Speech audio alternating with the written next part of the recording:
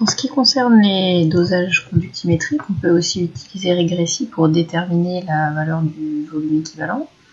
Donc après avoir rentré les valeurs des mesures de conductivité en fonction du volume, on obtient le type de graphique suivant, donc avec deux portions de droite.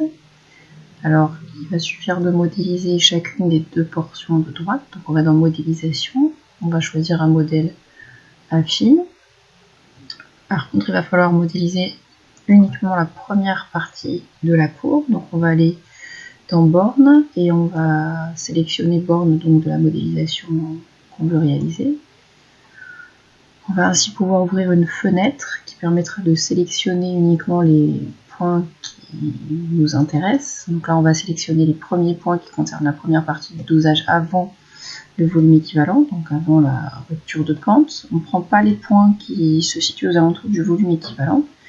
On prend les points qui en sont relativement éloignés. Voilà, donc on a modélisé la première partie de la représentation graphique. Donc on recommence ensuite. Même type de modélisation pour la deuxième partie de la courbe. Là encore, on va aller sélectionner dans l'onglet borne la modélisation pour laquelle on veut sélectionner que les points situés loin du volume équivalent. On ouvre une fenêtre et on sélectionne les points qui nous intéressent.